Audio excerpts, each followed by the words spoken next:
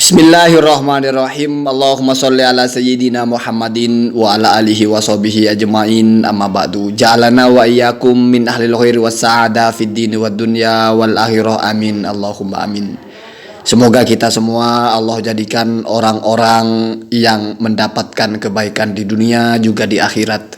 Semoga kita tidak menjadi orang-orang yang mempercayai sesuatu sebagai kebenaran padahal bukan. Juga sebaliknya. Semoga hal-hal yang batil tidak kita percaya sebagai kebenaran. Amin. Allahumma amin. Karena khawatirnya kita menjadi orang-orang yang sangat merugi. Dolla sa'yuhum fil hayatid dunya wa hum yahsabuna annahum yuhsinuna sun'a. Merasa berbuat baik di dunia padahal sebetulnya kita sedang ada dalam kesalahan. Kalau pertanyaannya, apakah Kiai Haji Imaduddin terbantah dengan adanya narasi dari Sayyid Fikri Syahab ini? Maka jawaban saya sederhana saja.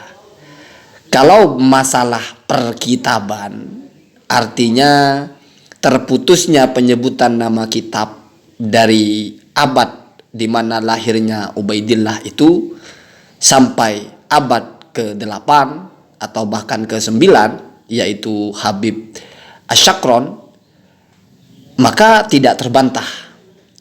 Karena sejauh yang saya simak 1 jam lebih kontennya Habib Syahab Fikri ini, Fikri Syahab maksudnya, kitab yang paling tua disebut adalah kitab Al-Jundi. Jadi Habib ini tidak menampilkan kitab yang lebih tua dari kitabnya Al-Jundi. Kitabnya Al-Jundi abad ke-8. Itu pun oleh Kiai Haji Imaduddin masih dianggap bukan sumber yang menyebut Ubaidillah, karena Ubaidillah dan Abdullahnya berbeda. Jadi kalau kamu bertanya apakah masalah itu terbantah, ya tidak. Ya gimana mau bantahnya? Dimintanya kitab abad ke-4 kalau ada, abad ke-5, abad ke-6, abad ke-7. Enggak ada kitabnya. Ada dan tidak ada itu hitam putih. Ya 1 dengan 1 tambah 1 2 lah. Kita bisa lihat bersama, tidak ada. Dan berjilid-jilid mereka membantah, tidak ada yang bisa menghadirkan kitabnya. Yang paling mendekati itu hanya menghadirkan kitab pihak ketiga, yaitu Az-Zabidi, ketika menyebut atau mengklaim Al-Ubaidili pernah mengatakan ada putra Ahmad bernama Abdullah. Itu pun kitab Al-Ubaidili yang mana? Walaupun sudah saya pernah sebut judulnya, yaitu Al-Intisar li Bani Fatim Al-Abrar, itu tidak ada kitabnya. Entah hilang, entah apa. Begitu juga Ibnu Toba Abnaul Imam, itu kitabnya masih mukhtalaf, ihtimal, tidak pasti itu tulisan Ibnu Toba atau bukan. Jadi kalau hanya untuk itu tidak perlu pakar apapun sebetulnya. Siapa yang bisa mencari kitab, ya cari kitabnya. Tema yang digelontorkan pertama kali oleh Kiai Haji Imaduddin kan itu, menyebut enggak ulama-ulama nasab di masa itu. Lalu kenapa yang muncul menyebut mengkait-kaitkan Ubaidillah kepada putra Ahmad itu malah kitab yang 500 tahun baru gitu? Kenapa bukan kitab yang 100 tahun setelahnya atau bahkan di masanya? Nah, kan begitu. Kemudian ada satu narasi dari Habib ini yang mencoba menggugat teori bahwa tidak disebut bukan berarti tidak ada. Lalu Habib ini mengkomparasikan dengan Ibnu Ambah sendiri, di mana Ibnu Ambah itu tidak ada yang meragukan nasabnya sebagai sayyid. Jadi rata-rata nasabah itu memang sayyid semua. Al-Ubaidili itu ya sayyid, Al-Umri ya sayyid, As-Samarqandi ya sayyid, Ibnu Anibah juga seorang sayyid. Artinya mereka itu memang orang-orang yang menjaga nasabnya diri sendiri dan juga menjaga nasab marga mereka dari jalur Hasan atau jalur Husain. Nah, ternyata kata Habib ini, salah satu dari buyutnya Ibnu Ambah itu juga tidak disebut. Tetapi perhatikan, tidak disebut itu hanya jarak kitabnya sekitar 100 berapa gitu, tidak sampai 200 tahun. Artinya kitab 200 tahun, tidak sampai 200 tahun setelahnya itu sudah menyebut Berarti berbeda, tidak disebutnya dengan Ubaidillah sebagai putra Ahmad, di mana baru muncul penyebutannya tahun 550 lebih atau 550 setelahnya. Bahkan ada yang bilang, yang pakar perkitaban yang terbaru itu 600 sampai 700 tahun.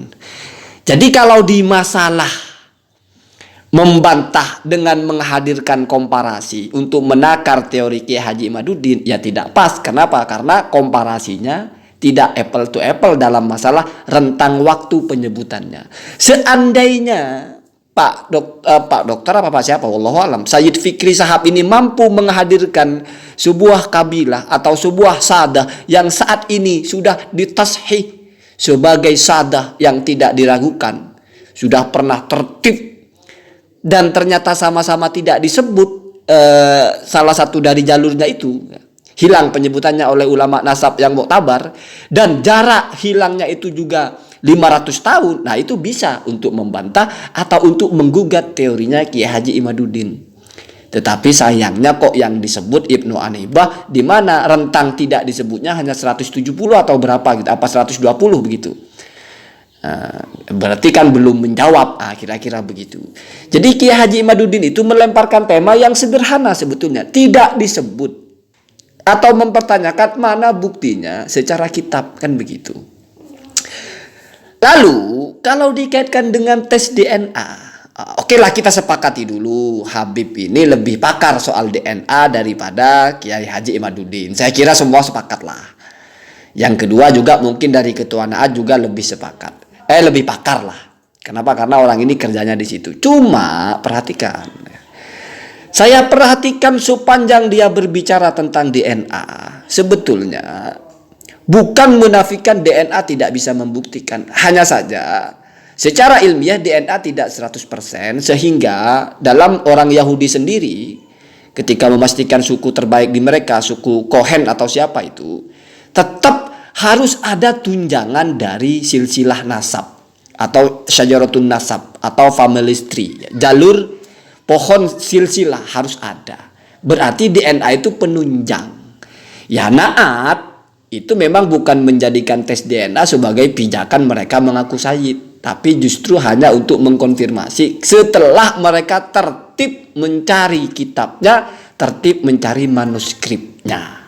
Kalau kita mau adil, taruhlah misalnya sanadnya orang-orang Naat, atau mungkin bahkan sanadnya siapa itu? Sanad nasab maksudnya ya. Sunan Gunung Jati itu. Oke, ada juga yang tidak disebut. Bahkan sama tidak disebutnya itu juga lama. Bahkan mungkin bisa 500 tahun. Artinya setatar, sejajar dalam masalah penyebutan, ternyata mereka juga tidak disebut. Lalu dianggap ini juga termasuk objek serangan atau objek yang dihantam oleh penelitian Kiai Haji Imaduddin. Mereka berani tes DNA. Berarti kan lebih maju. Maka seharusnya Ba'alawi ini juga kalau mau mengimbangi di situ juga tes DNA. Misalnya nanti hasilnya tidak sama, ya itu nanti diperdebatkan lagi. Apakah ketidaksamaan hasil tes DNA ini menggugat keabsahan nasab yang dalam tanda kutip terputus 550 tahun itu? Kenapa? Karena kamu jangan risih ketika ada orang yang menyatakan Sadah Ba'alawi itu sah. Karena itu ucapan ulama. Itu aja sih ya.